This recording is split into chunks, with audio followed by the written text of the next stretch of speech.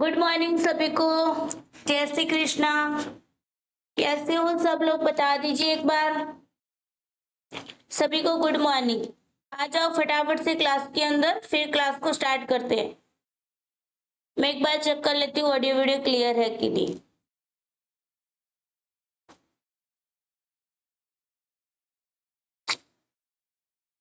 Good morning सभी को। जय श्री कृष्णा। ओके चलो, मेरी ओर से सब कुछ ठीक है, सही है। सभी को गुड मॉर्निंग। आ जाओ फटाफट से क्लास के अंदर। चलो ओके, आई होप आप लोग मुझे सुन पा रहे होंगे। ऑडियो वीडियो क्लियर होगा। अगर आप लोग रिप्लाई कर देंगे तो बहुत अच्छा रहेगा सभी को। चलो गुड मॉर्निंग, जय श्री कृष्ण सभी को। चलो फिर आज क्लास को स्टार्ट करते हैं। आज हम पैराग्राफ ही करने वाले हैं। पैराग्राफ में से काफी सारी थियरी जो है वो आपकी कंप्लीट हो जा रही है ना। तो यहाँ पर प्लीज एक बार सभी बच्चे रिप्लाई कर दीजिए, ऑडियो वीडियो क्लियर है। श्रुति का आंसर आ गया है yes ma'am. Okay, Shivani, Hetvi, Trupal सभी बच्चे बता दीजिए। जो जो बच्चे अभी लाइव है सारे के सारे बच्चे मुझे बता देंगे कि ऑडियो वीडियो क्लियर है कि नहीं। ओके चलो फिर क्लास को मैं शुरू कर रही हूँ। थम्स अप दे दीजिए ताकि मुझे पता चल जाए कि आप सब यहाँ पर उपस्थित हैं। ओके चलो फिर क्लास को स्टार्ट करती हूँ। ओके तो नमस्कार दोस्तों, मैं हूँ आरती प्रजापति, स्टडी ऑफ साइकोलॉजी में आप सभी का हार्दिक स्वागत करती हूँ।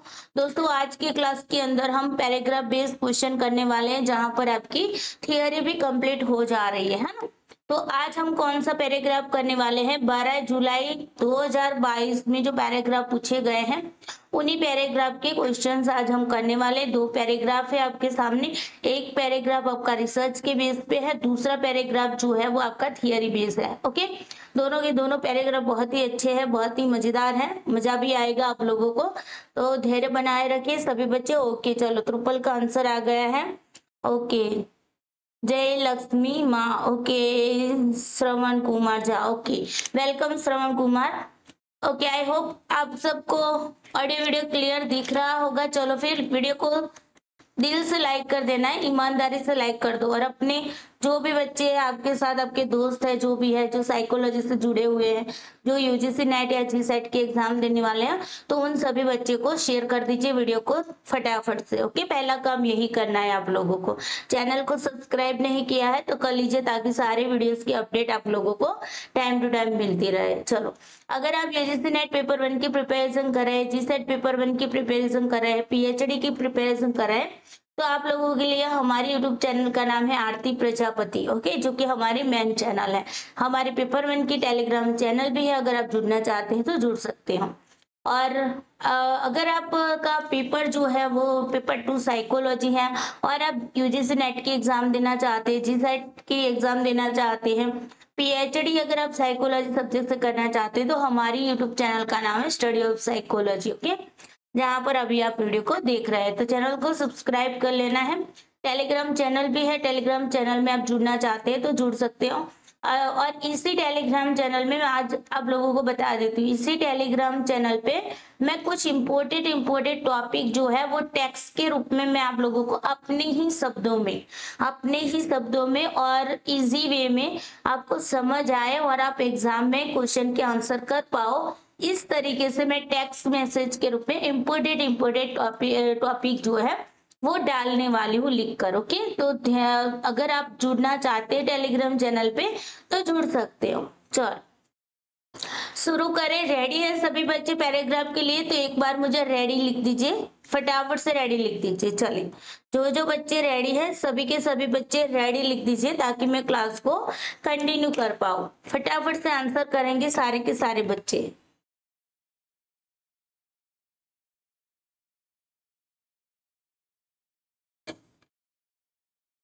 चलो फटाफट से रेडी लिख दीजिए सारे के सारे बच्चे।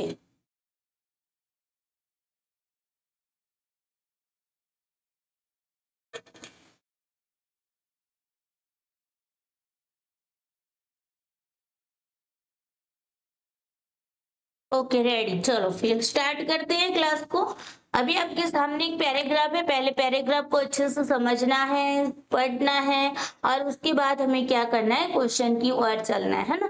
जब भी आप एग्जाम में भी पेपर देने जाओ, वैसे हमारा जो साइकोलॉजी का पेपर है यूजीसी नेट का कब है पता है ना, 18 जून को है और सेकंड शिफ्ट में है, ध्यान रखिएगा।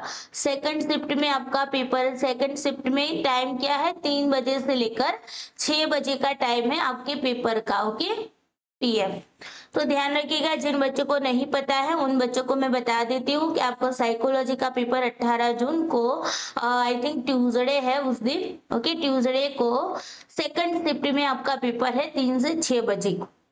तो ध्यान रखिएगा सारे के सारे बच्चे। चलो अब हम पैराग्राफ पे चलते हैं। अच्छा, पैराग्राफ कह रहा है कि कन्वेंशक है, इन्वेस्टिगेटर है, उन्होंने कॉलेज में पढ़ने वाले पुरुष छात्रों में से यादृच्छिक रूप से, देखो रैंडमली इन्होंने क्या कहा है, रैंडमली से चुने गए 120 के प्रतिदर्श पर एक अंधेरे कक्ष में प्रकाश के स्तर और दृश्यमान संकेतक की अवधि का प्रकाश में परिवर्तन को अनुभव करने पर प्रभाव का अध्ययन करने के लिए एक प्रयोग का अभिकल्प बनाया। यहाँ पर कहा जा रहा है कि इन्वेस्टिगेटर है, उन्होंने क्या किया, एक डिजाइन बनाई है एक्सपेरिमेंट के लिए और उस डिजाइन के अकॉर्डिंग उन्होंने क्या किया है, रैंडमली सिलेक्ट किया है सैंपल को। कितने सैंपल को लिया है, 120 सैंपल को लिया है और वो भी कौन से, मेल स्टूडेंट को लिया है, ओके कॉलेज में से, अपनी ही कॉलेज में से। यहाँ पर अपनी ही कॉलेज ऐसा नहीं लिखा है, ओनली कॉलेज लिखा है, ओके। तो कॉलेज में से उन्होंने मेल स्टूडेंट को लिए है, कितने स्टूडेंट है, 120 है। यहाँ पर साफ साफ लिखा हुआ है रैंडमली सिलेक्ट किया है सैंपल को, ओके तो ध्यान रखिएगा। और यहाँ पर आपके फैक्टर लिए हुए हैं, कौन कौन से है, एक तो है इल्यूमिनेशन लेवल है, इल्यूमिनेशन लेवल की इफेक्ट है और दूसरा है duration of visual signal on detectability, यानी कि यहाँ पर ड्यूरेशन है जो प्रकाश की जो हम विजुलाइज करते हैं ना चीजों को, तो उसका जो सिग्नल है उसके डायरेक्शन आपको दिया है, तो विजुअल सिग्नल के डायरेक्शन, दो फैक्टर आपके बन गए, दोनों के दोनों का इफेक्ट देखना है ना। तो वो यहाँ पर देखने की बात हो रही है, तो आपको पता चलना चाहिए कि यहाँ पर दो चीजें हैं, इंडिपेंडेंट वेरिएबल के अंदर दो इंडिपेंडेंट वेरिएबल है। पहला इंडिपेंडेंट वेरिएबल जो है वो क्या है आपका, इफेक्ट ऑफ क्या है, इल्यूमिनेशन लेवल है ना, इल्यूमिनेशन लेवल। और दूसरा जो आपका इंडिपेंडेंट वेरिएबल है वो क्या है भाई, विजुअल सिग्नल का ड्यूरेशन, विजुअल सिग्नल का क्या है, ड्यूरेशन। Is this clear? तो यहाँ पर आपके पास कौन से दो इंडिपेंडेंट वेरिएबल है, इज दिस क्लियर? अब यहाँ पर और आपका डिपेंडेंट वेरिएबल क्या है, तो प्रकाश में जो परिवर्तन को अनुभव करने पर प्रभाव, मतलब प्रकाश में जो चेंज कर रहे हैं ना उसका जो अनुभव कर रहे हैं उस पर क्या इफेक्ट हो रहा है ना। मतलब कि जो डार्क रूम में जो इल्यूमिनेशन है चेंज हो रहा है, तो उसका क्या इफेक्ट हो रहा है उसको देखा जा रहा है ना। तो ये जो है आपका detectability of change in illumination, ये आपका क्या है, डिपेंडेंट वेरिएबल है, okay detectability of change in illumination, तो ये आपका क्या है, डिपेंडेंट वेरिएबल डीवी, यहाँ पर लिखती हूँ डीवी, ओके।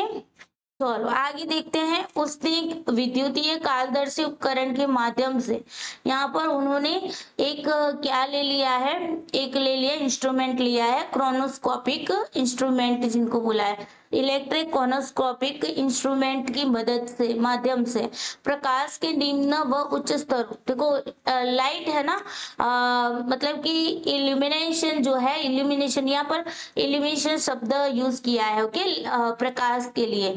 तो इल्यूमिनेशन जो है उसके कितने दो लेवल यहाँ पर दिए हैं, एक लेवल दिया है लो और दूसरा दिया है हाई, इज दिस क्लियर? तो यहाँ पर इन्होंने कंट्रोल कर दिया है ना लेवल को कंट्रोल कर लिया है कि भाई लो लेवल और हाई लेवल का है, है ना। Good morning. उसके बाद है आपका कौन सा है, ड्यूरेशन, लेवल ऑफ ड्यूरेशन। अब देखो ड्यूरेशन का 3 लेवल किया है इन्होंने।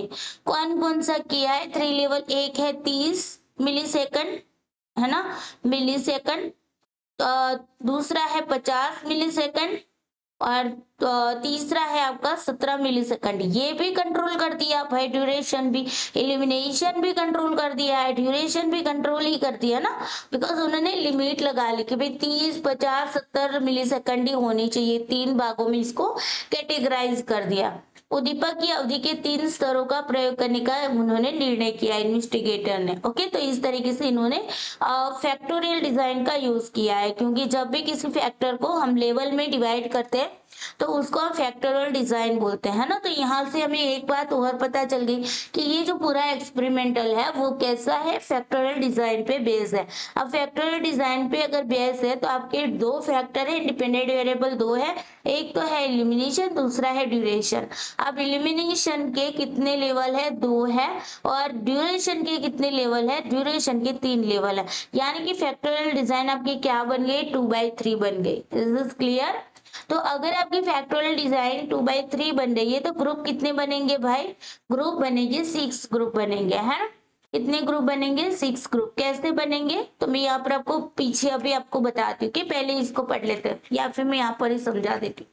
यहाँ पर आपके independent variable 1, independent variable 2, independent variable 1 क्या है आपका? इल्यूमिनेशन, है ना, इल्यूमिनेशन। दूसरा आपका क्या है? ड्यूरेशन। ओके, इल्यूमिनेशन के 2 लेवल है, ड्यूरेशन के 3 लेवल है। इल्यूमिनेशन के 2 लेवल क्या है? लो और हाई, या फिर आप हाई लो बोल सकते हो। ओके, इसमें कोई दिक्कत नहीं। यहाँ पर है 30 का है, यहाँ पर 50 का है, यहाँ पर 17 का है। ये मिली सेकंड में। ओके, मिली सेकंड में। अब देखो, अब ये जो है आपके 2 फैक्टर है। पहले फैक्टर के 2 लेवल है, दूसरे फैक्टर के 3 लेवल है, इसीलिए ये आपकी फैक्टोरियल, देखो फैक्टर 2 है, यानी कि फैक्टोरियल डिजाइन है। ये आपकी क्या है? फैक्टोरियल डिजाइन है ना। और फैक्टोरियल डिजाइन भी कैसे? 2/3 की है। Is this clear? यहाँ तक सबको बता दो एक बार, यस लिख दीजिए। अगर यहाँ तक समझ आया तो यस लिख दीजिए, क्योंकि मैं आगे आपको बताने जा रही हूँ जो भी चीज मुझे बतानी है उसके बारे में, फैक्टोरियल डिजाइन के बारे में। अब जब ये फैक्टोरियल डिजाइन आती है मतलब कि ये अनोवा है। ये क्या है? अनोवा स्टेटिस्टिकल टेस्ट यहाँ पर यूज होगा, है ना। चलो, यहाँ तक सबको समझ आया हो तो यस लिख दीजिए। सारे के सारे बच्चे वीडियो को लाइक कर दीजिए। ओके, क्योंकि एक लाइक तो आप कर ही सकते हो, कम से कम, ज्यादा नहीं करोगे तो चलेगा, लेकिन ये तो कर ही सकते हो आप लोग। बताओ, समझ आ गया सबको? अगर समझ आया तो यस लिख दीजिए प्लीज, फटाफट से। ओके, ताकि हम आगे कंटिन्यू कर पाए। बताओ, त्रुपल, सृष्टि, श्रवण, रशिका, सभी बच्चे बताएंगे।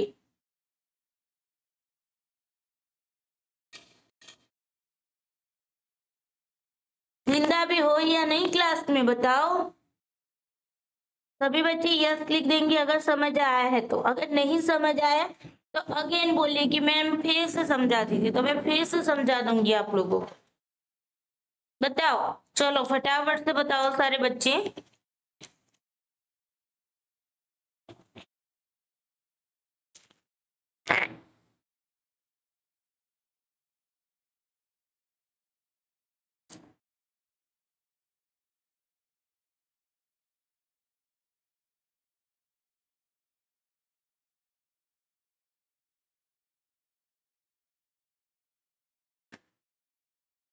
ओके, चलो, अकेली रसिका ही आंसर किया है। चलो कोई बात नहीं। मैम मुझे रिसर्च जल्दी समझ नहीं आता है, तो आप रिसर्च की क्लास देखिए ना प्लीज। आपको रिसर्च समझ नहीं आता है तो पहले उसकी क्लास आपको देखनी पड़ेगी, अदरवाइज ये भी आपको समझ नहीं आएगा। ओके, ओके, चलो अब यहाँ पर आ जाओ। अगर आपके पास एक है आपका इल्यूमिनेशन का लो और दूसरा लेवल है हाई, है ना। तो ग्रुप कैसे बनेंगे, अगर आप इनका मल्टीप्लाई करोगे तो आपको पता चल जाएगा 2 इंटू 3 कितने होते हैं, 6 होते हैं, है ना। तो ग्रुप आपके 6 बनेंगे। अब ये ग्रुप कैसे बने, मैं ये ग्रुप कैसे बने, तो देखो पहला ग्रुप जो है वो आपका किसका बनेगा, वो बनेगा आपका लो का 30 का, दूसरा ग्रुप बनेगा लो का 50 का, तीसरा ग्रुप बनेगा लो का 70 का, है ना। और फिर चौथा ग्रुप बनेगा हाई का 30 का, पांचवा ग्रुप बनेगा हाई के साथ 50 का, और छठवां ग्रुप आपका बनेगा हाई के साथ 70 का। इज दिस क्लियर, है ना। तो इस तरीके से आपका यहाँ पर ग्रुप कितने बन रहे हैं, 6 ग्रुप बन रहे हैं। चलो अब आते हैं वापिस अपने पैराग्राफ पे।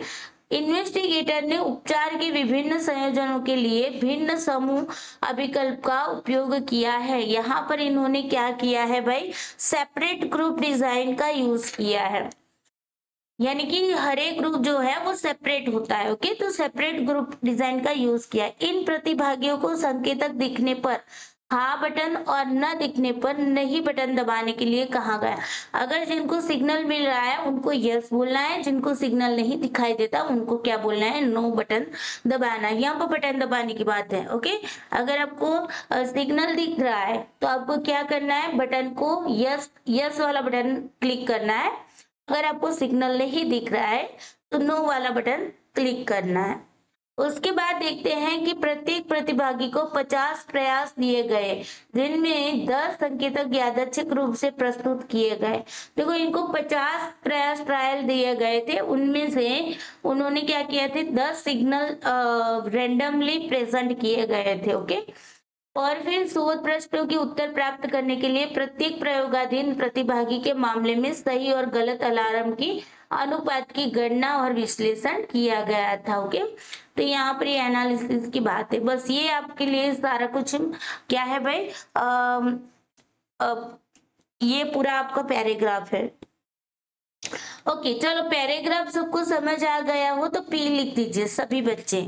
पैराग्राफ समझ में आ गया है तो पी लिख दीजिए सारे के सारे बच्चे। फटाफट से रिप्लाई करेंगे जो भी बच्चे हैं। ओके,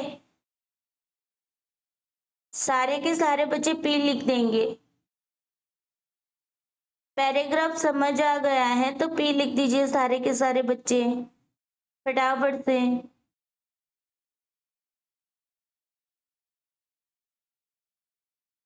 रिप्लाई जल्दी करिए फटाफट। ओके,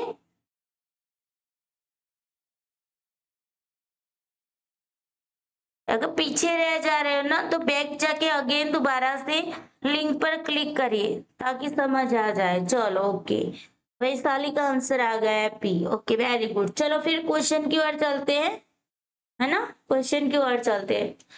पहला क्वेश्चन है, उपयोग किए गए प्रायोगिक अभिकल्प की पहचान कीजिए। बताओ ये कौन सी एक्सपेरिमेंटल डिजाइन है, रेंडमाइज ग्रुप है, सिंगल फैक्टर है, मल्टी फैक्टर है, रिपीटेड मेजर है, बताओ। आंसर करो, इसमें क्या आंसर आएगा सभी बच्चे। देखो आप लोग आंसर नहीं करोगे ना तो मैं सच बता रही हूँ, मैं लाइव क्लास नहीं लूंगी, फिर मैं रिकॉर्ड करके आप लोगों को दे दूंगी, फिर आप देख लेना अपने तरीके से। अगर आपको इन्वॉल्वमेंट ही नहीं करनी क्लास के अंदर तो फायदा क्या है लाइव क्लास का, बताइए। लाइव क्लास क्यों ले रही हूँ मैं, लाइव क्लास इसीलिए ले रही हूँ कि आप लोगों की इन्वॉल्वमेंट इसके अंदर हो। अगर आप लोगों की इन्वॉल्वमेंट ही नहीं होगी तो फिर लाइव क्लास लेने का कोई मतलब नहीं, तो फिर मैं अपने हिसाब से अपने टाइम के अकॉर्डिंग रिकॉर्ड करके आपको दे दूंगी। चलो आंसर करो सभी बच्चे। ओके, सृष्टि का आंसर आ गया। देखो समझो, पैराग्राफ में कहीं पर भी ऐसा नहीं बोला है कि रेंडमाइज ग्रुप का यूज किया है। पैराग्राफ में कहीं पर भी आपको ऐसा नहीं बोला गया है कि रेंडमाइज ग्रुप का यूज किया है। रैंडमली सिलेक्शन किया है सिर्फ सैंपल का। किसका किया है, सिर्फ और सिर्फ सैंपल का किया है, ग्रुप का नहीं किया है रेंडमली। ओके, रेंडमली असाइनमेंट अगर आपको दिया होता ना, रेंडमली असाइन ऐसा वर्ड दिया होता तो हम मानते हैं कि भाई रेंडमाइज ग्रुप का यूज किया गया है। ओके, ग्रुप को रेंडमली डिवाइड नहीं किया है, ओनली फॉर सैंपल को लिया है रेंडमली तरीके से, इसीलिए ये ग्रुप वाली बात है वो गलत है। सिंगल फैक्टर है क्या? एक ही फैक्टर है? नहीं है ना। रिपीटेड मेजरमेंट है क्या? बार रिपीटेड का मतलब होता है जिस ग्रुप के अंदर पहले आप प्री टेस्ट लगाते हो, उसके बाद आप उसको इंडिपेंडेंट वेरिएबल देते हो, उसके बाद आप पोस्ट टेस्ट लगाते हो। क्या रिपीटेड है क्या? नहीं है ना। तो ये भी नहीं आएगा, मल्टी फैक्टर होगा, बिकॉज आपके पास कितने? 2 फैक्टर है ना। तो यहाँ पर क्या आएगा? Third is the correct answer. जिन जिन बच्चों ने फर्स्ट आंसर किया है गलत कर रहे हो भाई। रेंडमली सिलेक्शन और रेंडमली असाइनमेंट दोनों का मतलब अलग अलग होता है भाई। ओके, रेंडमली सिलेक्शन का मतलब होता है आप सैंपल को सिलेक्ट कर रहे हो रेंडमली। जब रेंडमली असाइनमेंट होगा ना, विभाजन होगा, असाइनमेंट विभाजन ग्रुपों में जब बांट रहे हो ना, तब आपके लिए वर्ड मिलेगा आपको रेंडमली असाइनमेंट का। ओके, यहाँ पर क्लियर हुआ सबका? चलो, तो यहाँ पर आंसर क्या आएगा? Third is the correct answer. चलो, क्वेश्चन नंबर 2 लगाओ भाई। क्वेश्चन नंबर 2 कह रहा है निम्नलिखित में से किस प्रकार के स्वतंत्र चर शामिल किए गए थे? बताओ, इंडिपेंडेंट वेरिएबल कौन कौन से आपको यहाँ पर सम्मिलित कर दिए गए थे? बताओ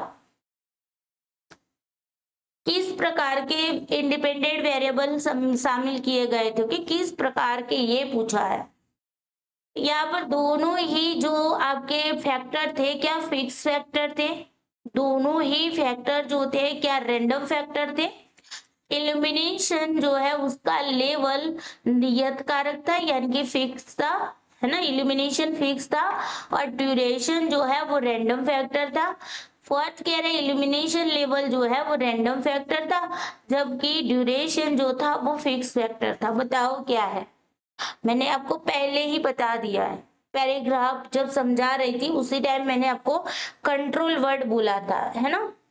कंट्रोल वर्ड बोला था, तो उसी के अकॉर्डिंग अगर आपको समझ आना चाहिए। चलो, क्वेश्चन नंबर 2 का आंसर करिए। सभी बच्चे आंसर करेंगे, चाहे 2 बच्चे हो 3 बच्चे हो, जितने भी बच्चे हैं सारे के सारे आंसर करिए। छुप के बैठोगे तो कोई दिक्कत नहीं, मुझे तो एग्जाम में भी ऐसे ही छुप के ही बैठना, है ना। चलो, आंसर करिए सभी बच्चे, फटाफट से आंसर करिए। अगर आप आंसर नहीं करोगे तो मैं अपने हिसाब से समझा के रख दूंगी, फिर आपकी मर्जी है, फिर तो मैं रिकॉर्डिंग क्लास ही आप लोगों को दे दूंगी। ये 10:30 बजे, 10:30 बजे घर का काम भी इतना नहीं होता है भाई, है ना। 11 बजे के बाद खाना बनाती हो अगर कोई वीमेन है, फीमेल है तो।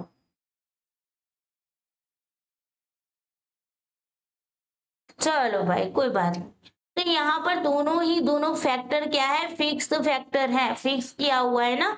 एलिमिनेशन जो है, इल्यूमिनेशन को भी फिक्स कर दिया है भाई, है ना। 2 लेवल में फिक्स किया है, हाई और लो लेवल में। और दूसरा आपका ड्यूरेशन है, ड्यूरेशन को भी फिक्स किया हुआ है, कंट्रोल किया हुआ है ना, तो वो फिक्स हो गया। 30, 50, 70 मिली सेकंड, ये क्या है? ये फिक्स कर दिया है। ओके, तो ये दोनों के दोनों फैक्टर कैसे है? फिक्स है, यानी कि first is the correct answer. Randomly factor लिया ही नहीं है, कहीं पर भी पैराग्राफ में नहीं दिया है कि रेंडमली फैक्टर लिया है। ओके, तो ये वाला आपका नहीं होगा। और तीसरा वाला जो है इल्यूमिनेशन लेवल है उसको भी फिक्स किया हुआ है, ड्यूरेशन को भी फिक्स किया हुआ है, तो यहाँ पर ये वाला गलत है क्योंकि यहाँ पर ड्यूरेशन को रैंडम फैक्टर बताया है। ओके, और फोर्थ में देखो इल्यूमिनेशन को रैंडम फैक्टर बताया, इल्यूमिनेशन लेवल जो है वो भी आपका क्या है? फिक्स फैक्टर है, ड्यूरेशन भी फिक्स फैक्टर है। ओके, तो यहाँ पर इसलिए ये गलत है क्योंकि एलिमिनेशन को रैंडम फैक्टर बताया। Is this clear? तो यहाँ पर क्या आएगा? दोनों के दोनों जो फैक्टर है वो कैसे है? फिक्स फैक्टर है। चलो, उसके बाद आते हैं क्वेश्चन नंबर 3 पे आ जाते हैं। कह रहे हैं कि भाई प्रयुक्त अभिकल्प यानी कि डिजाइन, यहाँ पर जो डिजाइन यूज हुई है उसमें कितनी हाइपोथेसिस के सत्यापन की अनुमति होगी? बताओ, कितनी हाइपोथेसिस को वेरीफाइड के लिए अलाउ करोगे? क्वेश्चन नंबर 3 का आंसर करिए, सभी बच्चे आंसर करेंगे। मुझे किसी का भी आंसर नहीं दिखाई दे रहा है।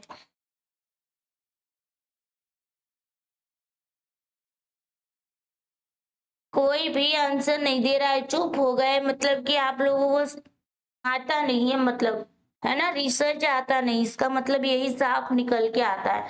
तो रिसर्च की क्लास लगाइए भाई, रिसर्च नहीं आती, ढेर सारी क्लासेस पढ़िए हमारे यूट्यूब चैनल पे, वो आरती प्रजापति वाली जो हमारी मेन यूट्यूब चैनल है ना, वहां पर ढेर सारी रिसर्च की, इंग्लिश हिंदी में और गुजराती मीडियम में, दोनों लैंग्वेज में आपकी ढेर सारी विथ इंग्लिश। ओके, तो ढेर सारी क्लासेस पढ़िए, प्लीज उसको देखा करिए।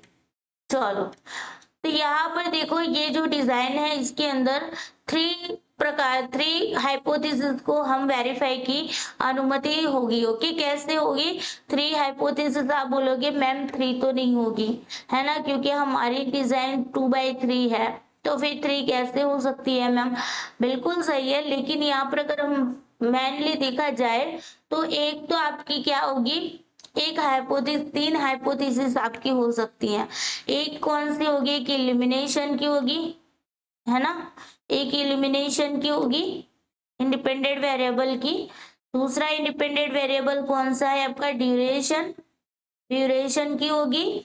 और तीसरा जो है ना वो इंटरेक्शन की होगी, इंटरेक्शन यानी कि अंतर क्रिया, इन दोनों के बीच की अंतर क्रिया है, उसके बेसिस पे आपकी तीसरी हाइपोथेसिस होगी। तो इस प्रकार से आपको तीन हाइपोथेसिस की तीन हाइपोथेसिस वेरीफाइड को अलाउ करेंगे। मैन आपको दिया है, फैक्टर वाइज यहाँ पर लिया हुआ है। ओके, वैसे तो देखा जाए तो बहुत सारी हाइपोथेसिस बनेगी, लेकिन अगर हम यहाँ पर मैनली देख रहे हैं ना, तो मैनली यहाँ पर थ्री ही होगी। एक आपकी इंडिपेंडेंट वन वेरिएबल की, इंडिपेंडेंट टू वेरिएबल की, और तीसरी आपकी इंटरेक्शन, जो दोनों के बीच में अंतर की, क्योंकि फैक्टोरियल डिजाइन है ना, तो फैक्टोरियल डिजाइन के अंदर इंटरेक्शन आता है।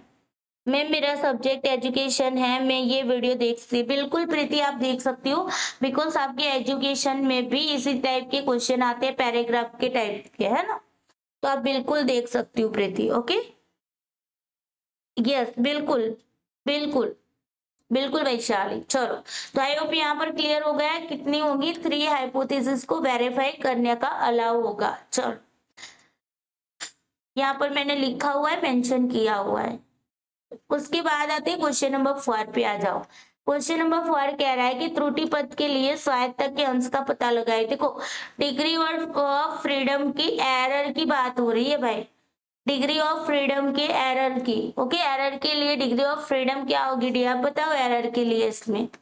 ये देखो, ये थियरी बेस्ड क्वेश्चन है। ओके, थियरी बेस्ड, अगर आपको अनोवा के बारे में पता है तभी जाके आप इसको कर सकते हो। अगर कोई बच्चा पीएचडी कर रहा है तो उनको भी पता होगा, अगर वो चैप्टर 4 पे आ गए तो। ओके, या जिनको अनुभवा के बारे में डिटेल्स में पता है उनको पता होगा। चलो बताओ। तो देखो, एरर के लिए डीएफ का जो फॉर्मूला होता है वो होता है n-k होता है। n क्या होता है? n होता है नंबर ऑफ सैंपल, है ना, नंबर ऑफ सैंपल, या तो आप सब्जेक्ट भी बोल सकते हो इसको, सब्जेक्ट भी बोल सकते हो, जो भी आपकी जो आपका क्या बोलते हैं रिसर्च है, उसके अंदर आप जो भी सब्जेक्ट को लेते हो, जिन पर आप रिसर्च करने वाले हो, उन सभी सब्जेक्ट को या सैंपल को आप क्या बोल सकते हो? सब्जेक्ट बोल सकते हो। तो number of sample, total number कितने हैं वो आपको, और के का मतलब होता है number of group, number of numbers of group. Okay, और ग्रुप, हाँ, नंबर ऑफ ग्रुप। ओके, जो ग्रुप है, कितने ग्रुप बने हैं मैंने आपको पहले भी बताया। देखो, एन यानी कि टोटल नंबर, कितने सैंपल थे, पैराग्राफ में दिया हुआ था ना, 120 आपके सैंपल थे, माइनस कितना करेंगे? माइनस के करना है, कितने ग्रुप बने थे मैंने आपको ग्रुप भी बता दिए थे। यहाँ पर देखो, यहाँ पर कहाँ पर बताए थे पहले, यहाँ पर टोटल कितने ग्रुप बने थे? 6, लो के साथ 30, लो के साथ 50, लो के साथ 70, हाई के साथ 30, हाई के साथ 50, हाई के साथ 70, है ना। तो ये टोटल आपके कितने ग्रुप बने थे, 6 ग्रुप बने थे। तो आपको करना क्या था, इसमें -6 करना था। अब जब हम 120 में से 6 माइनस करेंगे तो 114 इज द करेक्ट आंसर इसका। ओके, तो fourth is the correct answer. समझ आया सबको? बताओ। अच्छा, ये ना आपका विथ इन ग्रुप का भी बोला जाता है। विथ इन ग्रुप जो होता है ना, विथ इन ग्रुप का अगर आपको डीएफ निकालना है ना, तो वो भी इसमें भी यही फॉर्मूला लगेगा, n-k ही लगेगा। Okay, with in group. और आप लगा सकते हैं एरर फॉर डीएफ, है ना। तो इन दोनों के लिए यही फॉर्मूला लगेगा। और अगर बिटवीन का पूछा होता तो, बिटवीन ग्रुप का पूछा होता तो बिटवीन ग्रुप के लिए है k-1। के मतलब ग्रुप है आपके, जितने भी ग्रुप है ना, उनमें से आपको क्या करना है, -1 कर देना है। Is this clear? जितने भी ग्रुप है उनमें से -1 करना है। बिटवीन ग्रुप जो होगा वो एक एक आपके जो इंडिपेंडेंट वेरिएबल है ना, उसके अकॉर्डिंग होगा। जैसे कि मान लो पहला आपका एलिमिनेशन है, यहाँ पर जस्ट एग्जाम्पल दे रही हूँ, मैं आपको समझा देती हूँ पूरा। एलिमिनेशन जो है, एलिमिनेशन के 2 लेवल है आपके, हाई और लो लेवल, है ना। तो मतलब यहाँ पर कितने ग्रुप हुए, 2 ग्रुप हुए, है ना। तो 2 - 1 करोगे तो डीएफ कितना निकल के आ गया, इसका 1 निकल के आ गया। इसी तरीके से अगर हम देखते हैं किसका, हम देखते हैं हमारा दूसरा वेरिएबल कौन सा है, एलिमिनेशन ड्यूरेशन। हाँ, ड्यूरेशन। अब देखो ड्यूरेशन जो है उसके 3 लेवल है ना, 30, 50, 70। तो यहाँ पर ग्रुप कितने बने, 3 बने, है ना। तो k-1 करेंगे, k यानी ग्रुप की संख्या, 3 - 1 करो तो कितने होगा, डीएफ यहाँ पर 2 आएगा। ओके, तो ये भी आपको पता होना चाहिए। फिर हम इन दोनों का जब भी इंटरेक्शन करेंगे, हाई का 30 के साथ, हाई का 50 के साथ, हाई का 70 के साथ, तो इस तरीके से इसका भी बनेगा। ओके, समझ आया ना? यस, बिल्कुल वैशाली, राइट। तो इस तरीके से आपको समझ में आना चाहिए। यहाँ पर आपको अभी degree of freedom for error का पूछा है तो n-k आएगा। विथ इन ग्रुप का पूछते हैं डीएफ तो भी n-k आएगा। ओके, तो ध्यान रखिएगा, अगर आपको विथ इन ग्रुप का भी पूछ ले तो भी यही आंसर आएगा, लेकिन अगर आपको बिटवीन ग्रुप का पूछ ले तो बिटवीन ग्रुप का अलग अलग आएगा। ओके, चलो क्वेश्चन नंबर, यहाँ पर मैंने सारा कुछ मेंशन कर दिया है। उसके बाद आते हैं क्वेश्चन नंबर 5। इस पैराग्राफ का लास्ट क्वेश्चन है। यहाँ पर देखो, प्रयोगकर्ता द्वारा नियंत्रित चरों की पहचान कीजिए। भाई कंट्रोल वेरिएबल की यहाँ पर आप पहचान करिए। तो पहला है ambient illumination and duration of signal. फिर है आपका gender and level of illumination of the signal. Third कह रहा है gender and ambient illumination. And fourth कह रहा है frequency of signal and level of illumination. बताओ क्या होगा, किन किन को कंट्रोल किया है, बताओ कंट्रोल किसको किया है। सभी बच्चे आंसर करेंगे। क्वेश्चन नंबर 5 का आंसर करिए सभी बच्चे। वीडियो को लाइक शेयर कर दीजिए अगर जो नए बच्चे अभी जुड़े हैं वो।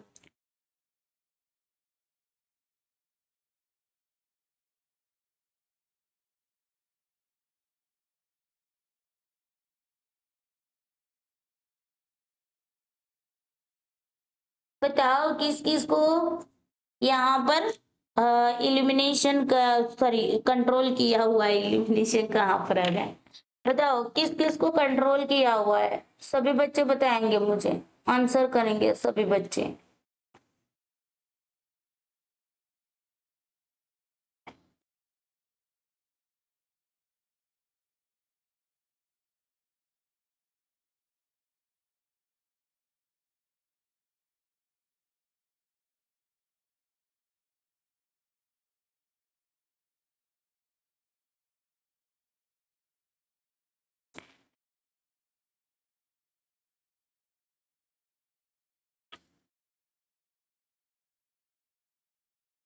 चलो आंसर करिए सभी बच्चे। ओके, तो देखो यहाँ पर ना जेंडर को एक तो इन्होंने कंट्रोल किया है वैसे तो, है ना। जेंडर को कैसे कंट्रोल किया है कि इन्होंने सिर्फ मेल को ले लिया। अब इन्होंने मेल को ले लिया है तो मतलब जेंडर को कंट्रोल कर दिया, फीमेल को नहीं लिया है ना, तो जेंडर को कंट्रोल कर दिया। और दूसरा यहाँ पर एम्बिएंट इल्यूमिनेशन को इन्होंने क्या कर दिया है, क्या बोलते हैं, कंट्रोल कर दिया है ना। तो इस तरीके से ये दोनों ही कंट्रोल होंगे। अब आप बोलोगे कि मैम ड्यूरेशन ऑफ सिग्नल को कंट्रोल बोला था, ये फिक्स फैक्टर है, ये क्या है, इनको फिक्स किया हुआ है। ओके, कंट्रोल वेरिएबल में नहीं डाला, इनको फिक्स में ही डाला है सिर्फ। और कंट्रोल किसको किया है, एम्बिएंट इल्यूमिनेशन को और जेंडर को किया हुआ है। समझ आया सबको, बता दो एक बार।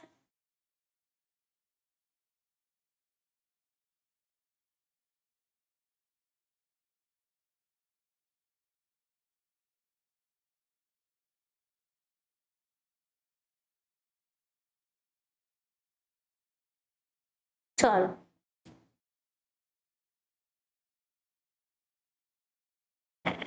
सबको समझ आया। ये जो ना एम्बिएंट इल्यूमिनेशन क्या है कि उसके जो भी उस कमरे की जो भी, जहां पर भी ये मतलब प्रकाश को इतने मिली सेकंड देना और उसके बाद उनका जो चेंज होना प्रकाश का है ना, तो वो जो आसपास की जो रोशनी है ना उसको बोलते हैं एम्बिएंट इल्यूमिनेशन। तो उसको उन्होंने कंट्रोल किया हुआ है। ओके, आसपास की रोशनी को क्या किया है, कंट्रोल किया हुआ है। ओके, तो यहाँ पर gender and ambient illumination is the correct answer. चलो, तो आई होप आपको पैराग्राफ समझ आ गया है। चलो, पहला पैराग्राफ कंप्लीट हो गया है, तो फिर हम सेकंड पे चलते हैं। अगर सेकंड पे चलना है तो 2 लिख दीजिए फटाफट से। सेकंड पे चलना है तो 2 लिख दीजिए, 2p लिख दीजिए। चलो, 2p लिख दीजिए। सेकंड पैराग्राफ पे चलना है तो 2p लिख दीजिए। आपका जो पैराग्राफ आ रहा है वो आपका थियरी बेस्ड पैराग्राफ है, तो बहुत ही अच्छा वाला पैराग्राफ है, मजा भी आएगी, कुछ जानने को भी मिलेगा आपको।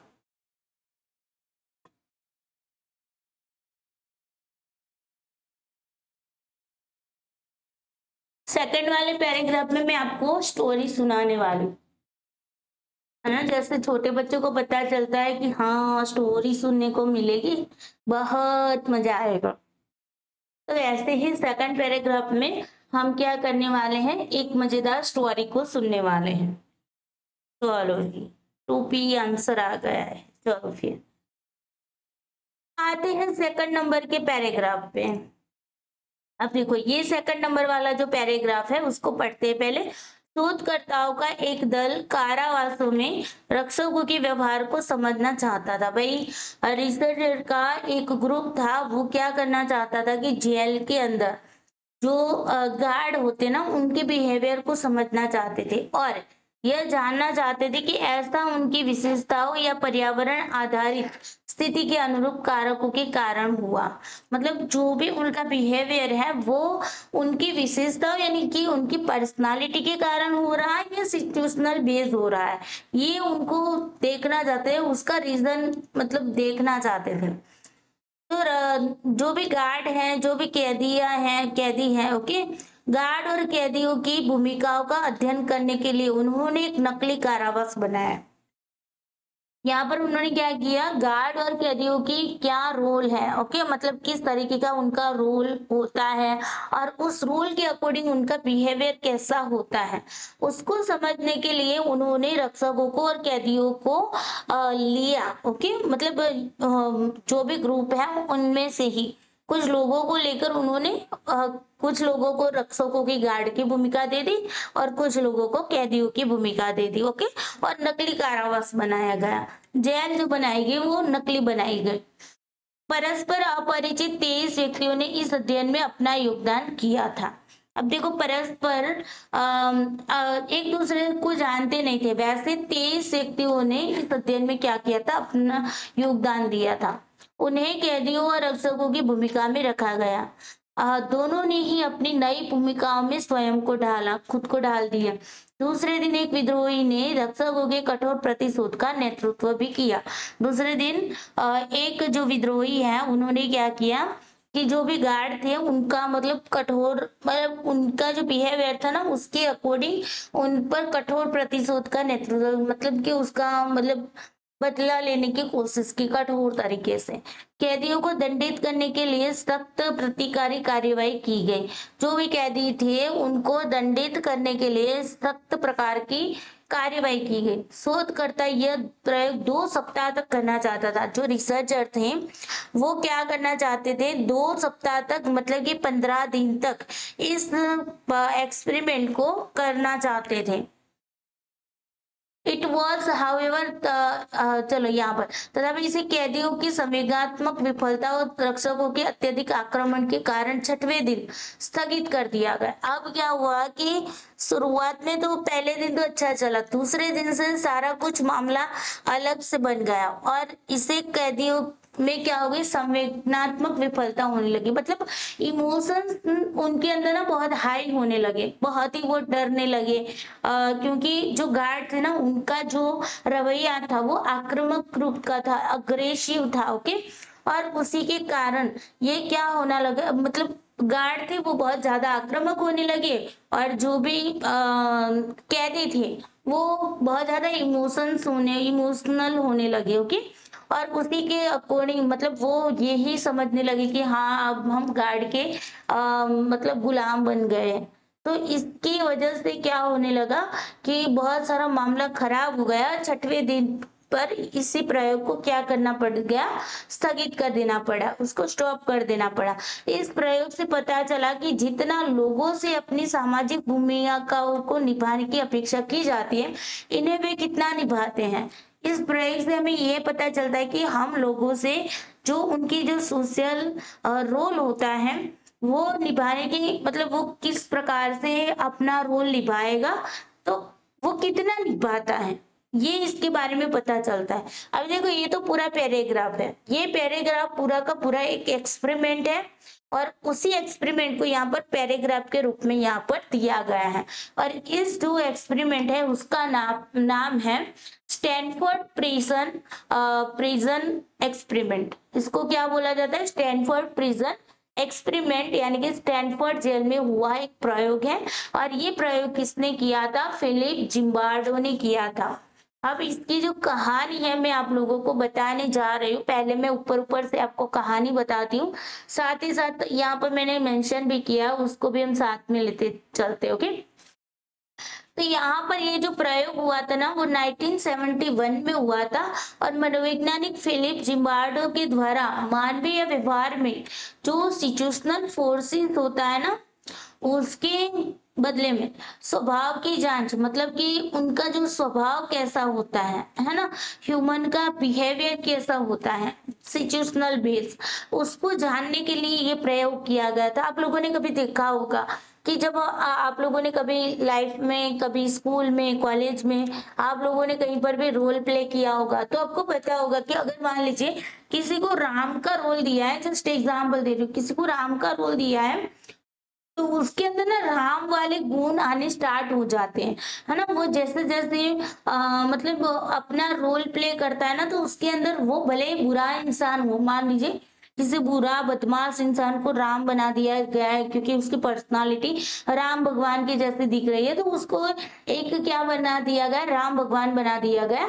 और भले ही वो गुंडा है, कुछ भी है, लेकिन जैसे जैसे वो रोल प्ले करता है ना उसके अंदर राम के जैसे ही गुण आने स्टार्ट हो जाते हैं, है ना। फिर सामने मान लीजिए कि कोई रावण है, ओके, बहुत सीधा साधा पर्सन है लेकिन उसकी पर्सनालिटी कुछ रावण के जैसी दिख रही है, तो उसको रावण का रोल प्ले दे दिया गया है। तो उसके अंदर क्या होगा, जैसे जैसे वो रोल प्ले करेगा ना तो उसके अंदर रावण के जैसे गुण ऑटोमेटिकली आने लगेंगे, है ना। ऐसा होता है ना, बस यही ये प्रयोग कह रहा है। इसी प्रयोग का कंक्लूजन भी ऐसा है कि सिचुएशनल बेस आपका रोल आप निभाते हो, जैसे जिस सिचुएशन में आपको डाला जाता है उसके अकॉर्डिंग आपका बिहेवियर होना स्टार्ट हो जाता है, आप उसी के अकॉर्डिंग अपना रोल प्ले करने लग जाते हो, है ना। बस यही इसका पूरा कंक्लूजन है। तो यहाँ पर ये देखने चाहते थे कि भाई सिचुएशनल के बेस पे अगर किसी भी पर्सन है उसका बिहेवियर कैसा रहता है उसकी जांच करने के लिए जिम्बार्डो ने ये एक्सपेरिमेंट किया था और इस एक्सपेरिमेंट को स्टैनफोर्ड प्रिजन एक्सपेरिमेंट के नाम से पहचाना जाता है। 24 युवा जो स्वस्थ मनोवैज्ञानिक रूप से सामान्य पुरुषों को यादृच्छिक रूप से रैंडमली यहाँ पर एक नकली जेल के माहौल में कैदी या गार्ड के रूप में नियुक्त किया गया था। यहाँ पर इन्होंने क्या किया था, लिए थे तो 24 लोग इन्होंने रैंडमली, लेकिन बाद में क्या हुआ, एक को निकाल दिया गया, एक को क्या किया गया था, निकाल दिया गया था और 10 को ना गार्ड बनाया गया था। ओके, गार्ड की भूमिका दे दी गई थी, 11 को कैदी की भूमिका दे दी गई थी। ओके, इस तरीके से। और 2 लोग जो थे उनको क्या किया गया था, अवेजी के रूप में 2 लोगों को मतलब रखा गया था, एक्स्ट्रा रखा गया था कि भाई इमरजेंसी के टाइम पे उनको अगर किसी को निकालना पड़ता है तो उनको ऐड किया जाए, है ना। तो इस तरीके से 2 को ऐसे ही अवेजी में रखा गया था। टोटल मिला के 23 लोगों पर ये एक्सपेरिमेंट किया गया था। ओके, और दोनों समूह में उभरने वाले अत्यधिक रोगात्मक व्यवहार के कारण प्रयोग को केवल 6 दिनों के बाद समाप्त करना पड़ा था। परिस्थितिजन्य शक्तियों ने प्रतिभागियों के स्वभाव को दबा दिया था। अब इसमें ना हुआ क्या था बताओ मैं आप लोगों को। यहाँ पर ये हुआ था कि भाई पहले मैं आपको एक पूरा एक्सपेरिमेंट बता देती हूँ। जिम्बार्डो ने अपने ही साथियों के साथ मिलकर ये एक्सपेरिमेंट किया था और इनमें इन्होंने कुछ लोगों को मतलब अनजाने, एक दूसरे को जानते भी नहीं थे, ऐसे लोगों को लेकर आए, रेंडमली सिलेक्ट कर दिया और उनको बोला गया कि भाई आपको कुछ काम करना है और उसके हिसाब से उनको यहाँ पर चुना गया था। और यहाँ पर क्या था कि भाई जिनको गार्ड की भूमिका दी गई थी उनको बताया गया था कि भाई आपको बहुत ही नॉर्मली तरीके से कैदियों के साथ मतलब कि आपको बिहेवियर करना है। ओके, और कैदियों को ना डायरेक्टली उठाया गया था, उनको बताया नहीं गया, बस उनको ये बताया कि आपका ये जुल्म है और उसी के अकॉर्डिंग उनको उठा लिया गया था। और पहले ना सच्ची वाली जेल में उनको ले लिया गया, उनको सच्ची वाली जेल में ले जाके उनकी आंखों पे पट्टी बांध दी गई थी। पट्टी बांध के क्या किया गया था, वहां से उठाकर स्टैनफोर्ड यूनिवर्सिटी की अंदर जिम्बार्डो ने एक नकली कारावास बनाया था, जेल बनाया था और उसी के अंदर इनको क्या कर दिया गया, डाल दिया गया कि तो उनको पता नहीं चला, जो कैदी थे उनको पता नहीं चला कि वो लोग नकली जेल के अंदर है। ओके, और जो गार्ड थे उनको भी पता नहीं चला कि वही वो ये नकली जेल है। ओके, तो इस तरीके से इनको पता हुए बिना ही इनको इस तरीके से इस माहौल में खड़ा कर दिया गया था। अब यहाँ पर क्या था कि शांतिवादी जो भी युवक थे उनको गार्ड के रूप में नियुक्त किया गया था, जो शांत थे, बहुत ही अच्छे थे। ओके, और जो क्रूरतापूर्ण व्यवहार करने वाले जो लोग थे ना उनको कैदियों को अपमानित और पीड़ा पहुंचाने लगे। अब देखो यहाँ पर ये थे कि जो गार्ड लिए गए थे बहुत ही शांत लिए गए थे और जो कैदी थे उनके साथ ये जैसे ही माहौल में आए तो ये जो ना पहले दिन तो क्या हुआ कि गार्ड जो है वो अच्छी तरीके से उनके साथ बिहेवियर करते थे कैदियों के साथ, लेकिन उनको ये हुआ कि हाँ मेरी भूमिका तो गार्ड की है तो मुझे उस तरीके से बिहेवियर करना चाहिए। तो उनके अंदर ना थोड़ा ईगो आ गया और वो लोग ना क्या करने लगे, जो भी कैदी थे ना उन पर दूसरे दिन से अत्याचार करने लगे, मतलब उनकी हंसी मजाक उड़ाने लगे। तो कुछ लोग इसके खिलाफ हो गए, कुछ गार्ड के खिलाफ हो गए और जैसे ही गार्ड के खिलाफ हुए तो गार्ड ने क्या किया, गार्ड लोगों ने उन पर आक्रामक व्यवहार करना स्टार्ट कर दिया और इसी से क्या हुआ कि गार्ड और जो कैदी थे उनके बीच टकराव होना स्टार्ट हो गया और ये टकराव इतना बढ़ गया कि गार्ड ना बहुत ही आक्रामक होने लगे और उनका जो व्यवहार था वो क्रूरतापूर्ण व्यवहार वो लोग कैदियों के साथ करने लगे, उनको अपमानित करने लगे, उनको पीड़ा पहुंचाने लगे। और फिर क्या होता है कि कैदी जो है ना वो कैसे बन गए, उनको पता चल गया भी अब हमारा कोई यहाँ पर कुछ भी नहीं चलेगा। जैसे अंग्रेजों ने हम इंडियन को क्या किया था, गुलाम बना लिया था, बस वैसे ही सिचुएशन यहाँ पर बन गई और ये जो कैदी थे उनको लगा अब हमारा कोई भी कुछ भी नहीं, जोर नहीं चलने वाला यहाँ पर। तो उन्होंने अपना मतलब सरेंडर कर दिया उन लोगों को और जो गार्ड कहते थे वैसा ही वो लोग कैदी करने लगे, मतलब बहुत ही आज्ञाकारी होने लगे, जो गार्ड बोले वो ही काम वो करने लगे, है ना। और जो गार्ड थे वो कैसे होने लगे, अमानवीय होने लगे। उनको लगा कि हाँ देखो हमने ये कर दिया, हम गार्ड की भूमिका में हैं तो हम गार्ड की तरह देखो कैसा बिहेवियर करते हैं।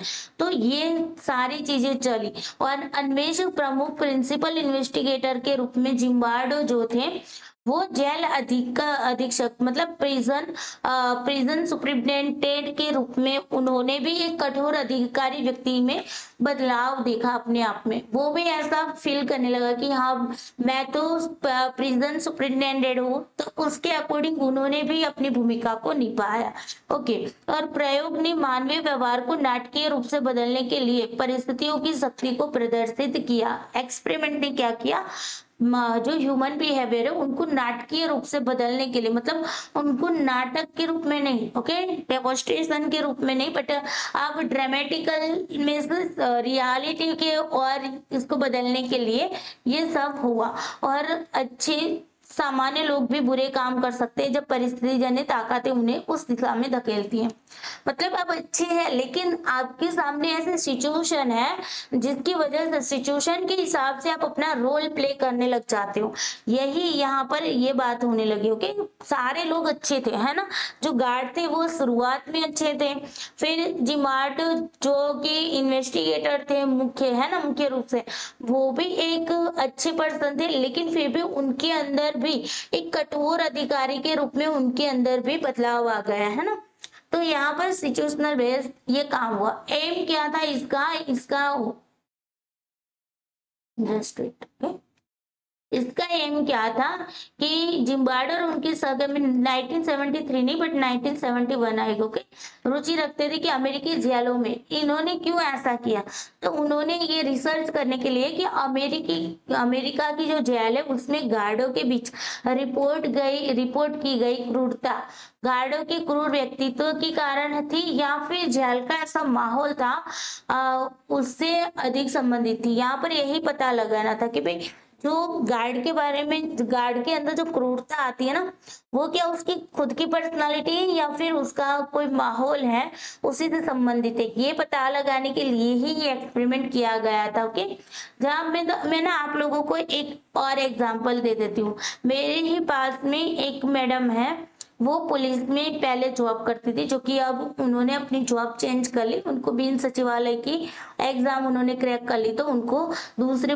अच्छी वाली पोस्ट मिल गई। तो जब वो पुलिस में थी तो वो ऐसा होता था कि जब वो जॉब से घर पे आती थी तो वो उनका बिहेवियर ना बहुत ही क्रूर होता था। अपने बच्चे पर भी वो चिल्लाती रहती, अपने बच्चे को मारती रहती, पीटती रहती, कभी कभी पट्टे से भी, अपने बेल्ट होता है ना बेल्ट से भी बच्चे को मारती थी।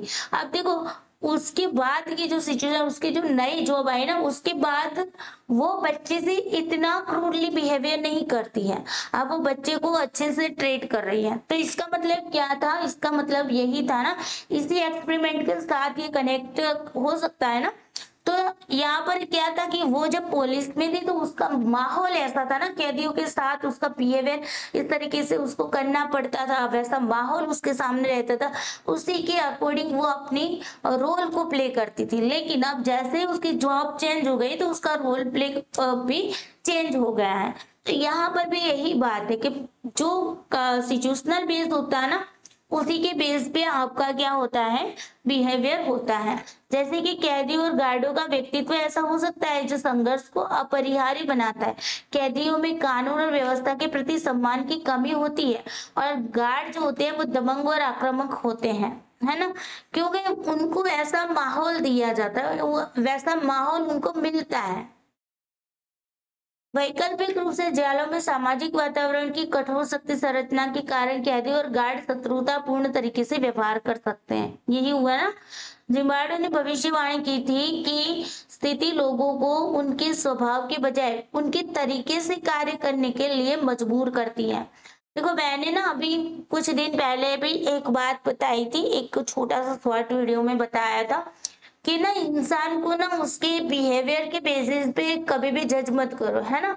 इंसान को उसके बिहेवियर इंसान के बारे में अगर आप कोई भी राय बनाते ना, तो उसके बिहेवियर को देखकर उसके बारे में आप राय मत बनाइए, लेकिन उसकी कंडीशन को देखो, उसकी हालात को देखकर उसके बारे में राय बनाइए। तो यही बात यहाँ पर हो रही है कि भाई उसका पर्सनालिटी, उसका स्वभाव देखकर आप उसके बारे में कुछ न बताइए, उस वो कितना मजबूर है उस सिचुएशन में, उसको देखिए। तो यही बात जिम्बार्डो ने भी भविष्यवाणी की थी कि स्थिति जो होती ना, सिचुएशन होती ना, लोगों को उनके स्वभाव के बजाय उनके तरीके से कार्य करने के लिए उसको मजबूर कर देती है। ओके, करना नहीं चाहता इंसान लेकिन फिर भी हो जाता है। ओके, तो ये पूरा एक्सपेरिमेंट है और इसी के बेस पे आपका पूरा पैराग्राफ था। आई होप आपको समझ आ गया होगा। चलिए अब चलते हैं हम क्वेश्चन पे। चले क्वेश्चन पे, पैराग्राफ समझ आ गया सबको? अगर पैराग्राफ समझ आ गया हो तो 2P लिख दीजिए अगेन। 2P लिख दीजिए, यानी मुझे पता चले कि आपको सेकंड पैराग्राफ भी समझ आ गया। चलो, और उसके बाद हम क्वेश्चन पे चलते हैं। फटाफट से आंसर करेंगे सारे बच्चे।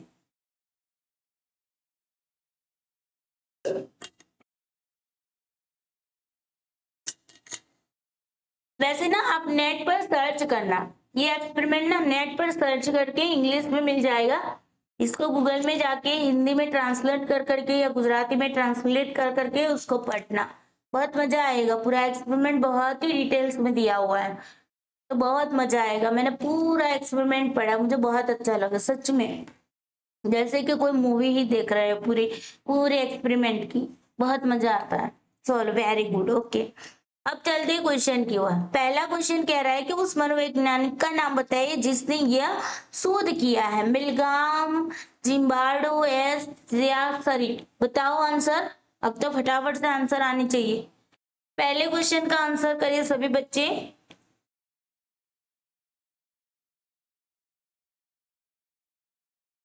चलिए, पहले क्वेश्चन का आंसर करेंगे सारे के सारे बच्चे। आंसर करें फटाफट से।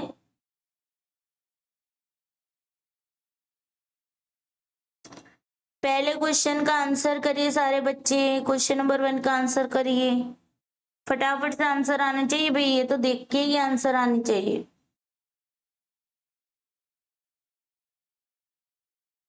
ओके, चलो फिर आंसर आना स्टार्ट हो गया। फर्स्ट का क्या आएगा? Second is the correct answer. ये जो एक्सपेरिमेंट है वो किसने किया था? जिम्बार्डो ने किया था। तो साइकोलॉजिस्ट ये थे, ओके, अमेरिकन साइकोलॉजिस्ट थे। तो यहाँ पर ये Zimbardo is the correct answer. Very good, बहुत बढ़िया। चलो क्वेश्चन नंबर 2 लगाओ भाई। क्वेश्चन नंबर 2 कह रहा है कि इस प्रयोग में क्या गलत हुआ कि छठवें दिन इसे स्थगित कर दिया गया। अभी क्या ऐसा हुआ कि छठवें दिन पे इसे स्थगित कर दिया गया? ये प्रयोग उबाऊ था, मतलब बोरिंग होने लगा था। यूनिवर्सिटी प्रशासन ने शोधकर्ताओं से इस अध्ययन को रोकने के लिए कहा था। भाई यूनिवर्सिटी का जो एडमिनिस्ट्रेशन है उन्होंने इस एक्सपेरिमेंट को रोक देने के लिए कहा था। कैदियों ने विचलित और अपमानित अनुभव किया था। जो प्रिजनर्स थे उन्होंने फेल्ट अपसेट एंड ह्यूमिलिएटेड होने लगे थे, मतलब कि अपमानित होने का अनुभव किया था। कैदी और रक्षक मित्र बन गए थे। बताओ क्या आएगा? वेरी सिंपल क्वेश्चन है। थियरी समझ में आई होगी तो आंसर कर पाओगे। बताओ लास्ट में क्या हुआ था एक्सपेरिमेंट के एंड में, कि उसको क्या कर देना पड़ा, इसको आपको एकदम से स्टॉप कर देना पड़ा। वैसे ना ये मैंने पूरा आपको एंड नहीं बताया। एंड में क्या हुआ था पता है? मैं आपको बता देती हूँ। एंड में ये हुआ कि एक ऐसा कैदी था ना, वो इतना अपसेट हो गया था, मतलब इतना वो आज्ञाकारी उदास हो गया था कि उसको ना ऐसा डर लगने लगा था गार्ड से। और वो ना मतलब चिल्लाता रहता था, डरता रहता था, रोता रहता था। उसको दूसरे कमरे, मतलब उसको कैद में से लेकर दूसरे कमरे में भी उसको रखा गया ना, तो वो अकेला अकेला जोर जोर से रोने लगा था। तो फिर जिम्बार्डो ने उसको बोला कि तुम इस प्रयोग में से हट जाओ। तो बोला नहीं, मैं इस प्रयोग से नहीं हट सकता हूँ, बिकॉज अब मेरी जो इमेज है ना वो खराब हो चुकी है।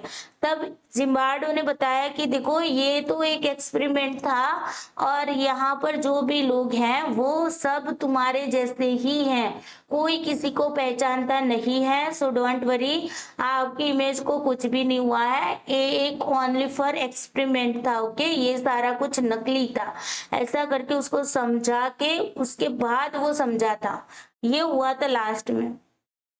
चलो, यस, कैदी अपसेट होने लगे थे और उसके अंदर उनको लगने लगा था कि हाँ अपमानित हो रहे हैं वो लोग, है ना, बिकॉज वो जो गार्ड थे वो उनको बहुत ज्यादा अपमानित करने लगे थे, तो वो उसी के कारण वो लोग विचलित होने लगे, आज्ञाकारी होने लगे, अपमानित अनुभव करने लगे थे, है ना। तो third is the correct answer. चलो, क्वेश्चन नंबर 3 का आंसर करो भाई। इस प्रयोग की अत्यधिक सराहना की गई, आलोचना की गई या अध्ययन की परिणत नैतिक दिशा निर्देशों के विकास और स्वीकृति में हुई, परिणत रक्षकों के व्यवहार के अध्ययन में हुई, बताओ क्या हुआ।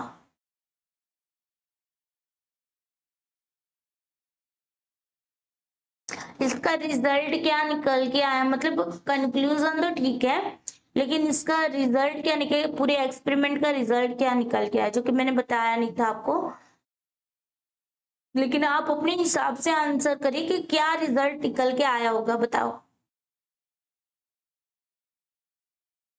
क्वेश्चन नंबर 3 का आंसर करिए। देखो, इसकी वाह वाह भी तो नहीं हुई, उसकी आलोचना भी नहीं की गई, है ना, और इसका रिजल्ट जो है वो ओनली फॉर गार्ड के बिहेवियर के अध्ययन में हुई, नहीं, ऐसा नहीं था। इसका रिजल्ट क्या निकल के आया कि नैतिक जो एथिकल जो है ना, उसकी गाइडलाइन के लिए जो दिशा निर्देश होते हैं ना, गाइडलाइन के विकास में और इसकी स्वीकृति में इसकी क्या हुआ, इस अध्ययन की रिजल्ट तो जो था उसको अप्लाई किया गया इस एक्सपेरिमेंट में। ओके, मतलब कि हमें एक गाइडलाइन मिली, एथिकल गाइडलाइन मिली कि किस तरीके से हमें बिहेवियर करना चाहिए, अगर आप एक गार्ड के रूप में हैं, अगर आप एक कैदी के रूप में हैं, तो किस तरीके से एक दूसरे के साथ बिहेवियर करके एक दूसरे के साथ सामंजस्य बनाना चाहिए, इसके लिए गाइडलाइन मिली, है ना, जो कि अमेरिका के अंदर इन्होंने इसीलिए तो ये प्रयोग किया था कि भाई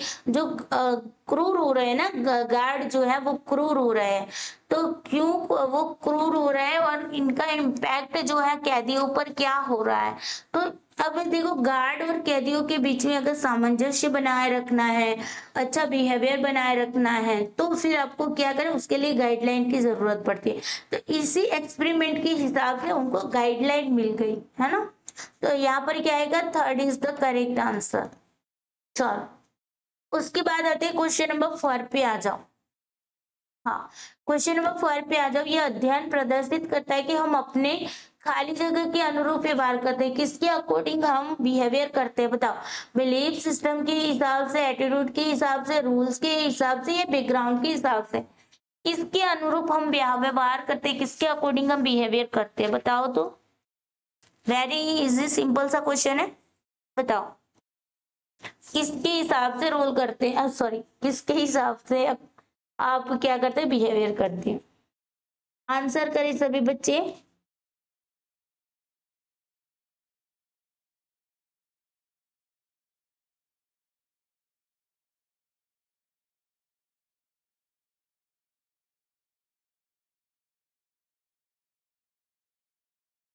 चलो, फोर्थ का आंसर करिए सारे बच्चे।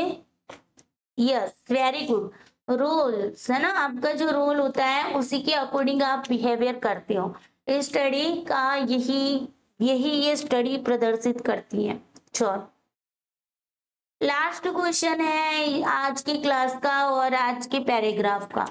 चलो, इस प्रयोग को किसके रूप में जाना जाता है, बताओ। इस एक्सपेरिमेंट को किस रूप में जाना जाता है, ओबेडेंस एक्सपेरिमेंट के रूप में, या फिर स्टैनफोर्ड प्रिजन एक्सपेरिमेंट के रूप में, फॉल्स मेमोरी एक्सपेरिमेंट के रूप में, या मिचिगन एक्सपेरिमेंट के रूप में, बताओ।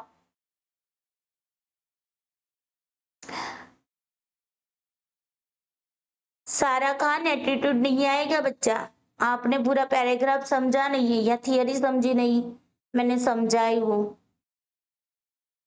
चलिए इसका आंसर करो। लास्ट क्वेश्चन है आज की क्लास का भी और इस पैराग्राफ का भी। वीडियो को लाइक शेयर जरूर करना, ओके, ईमानदारी से करना है। Okay, very good. Stanford prison experiment के रूप में इसको जाना जाता है, जो कि मैंने शुरुआत में ही आप लोगों को बताया है ना। तो second is the correct answer. चलो, वेरी गुड, वेरी गुड। चलो, आई होप आपको आज की क्लास अच्छी लगी होगी। क्लास अच्छी लगी है तो वीडियो को लाइक कर देना, ज्यादा से ज्यादा शेयर भी कर दीजिए, चैनल को सब्सक्राइब भी कर लीजिए, प्यारी प्यारी कमेंट करके जरूर बताइए कि आपको क्लास कैसी लग रही है, ओके, ताकि मेरा भी मोटिवेशन, मुझे भी मोटिवेशन मिलता रहे, मैं भी आप लोगों के लिए इसी तरीके से क्लास को करवाती रहूं ताकि आपको बेनिफिट मिले एग्जाम में, ओके। चलो, सबको bye bye, take care you, जय श्री कृष्णा। 4 बजे पेपर 1 की क्लास है, ओके, 4 बजे पेपर 1 की क्लास है। और पेपर 1 में हम क्या करने वाले हैं? लॉजिकल रीजनिंग करने वाले हैं, लॉजिकल रीजनिंग के क्वेश्चन करने वाले हैं, ओके। तो किसी को भी मिस नहीं करना है, इस क्लास को ध्यान रखिएगा। 4 बजे रेडी रहिएगा। चलो, bye bye, take care you, सबको जय श्री कृष्णा।